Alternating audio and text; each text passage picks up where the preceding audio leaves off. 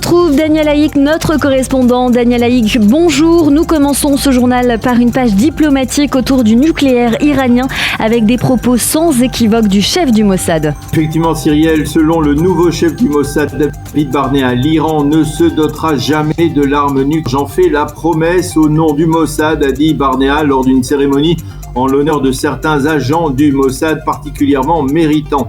Ces propos sans équivoque interviennent alors que les pourparlers piétinent et justement à propos d'un éventuel accord, David Barnea a déclaré un mauvais accord entre l'Iran et les puissances serait insupportable pour Israël car l'Iran mène une campagne pour son hégémonie régionale et pour la propagation du terrorisme. Nous luttons contre elle au quotidien, a déclaré le patron du Mossad.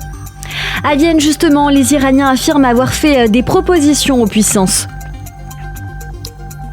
Oui, effectivement, selon le vice-ministre des Affaires étrangères présent à Vienne, Ali Bagheri, Téhéran aurait fait deux propositions. La première porterait sur l'arrêt des sanctions contre Téhéran et la seconde sur le programme nucléaire iranien. Côté israélien, on demeure ferme. Hier, Naftali Bennett a demandé aux États-Unis de mettre fin immédiatement au pourparlers lors d'une conversation téléphonique, on va dire, difficile qu'il a eue avec le secrétaire d'État américain Anthony Blinken. Et puis, nous allons maintenant parler avec vous, Daniel Haïk, du dossier sanitaire, bien sûr, avec les dernières décisions annoncées hier par Naftali Bennett.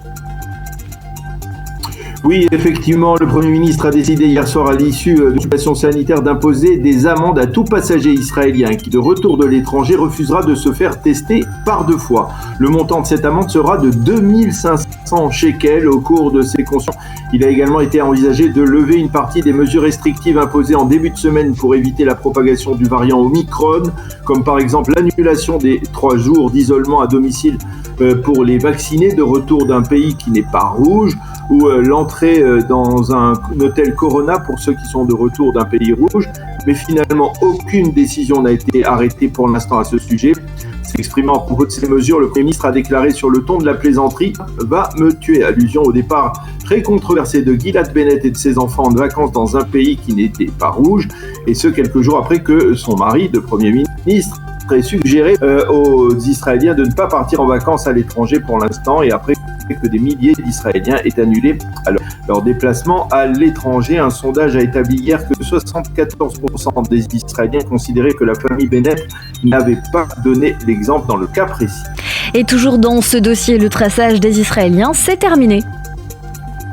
Oui, effectivement, Naftali Bennett et Nitzan Horowitz, le ministre de la Santé, ont indiqué et confirmé que le traçage par le Shin Bet des Israéliens qui sont susceptibles d'avoir été contaminés s'est terminé la nuit dernière, hier soir, comme cela avait été initialement prévu. Cette décision de reprendre le traçage avait été annoncée samedi soir dernier à la suite de la découverte en Israël du variant Omicron.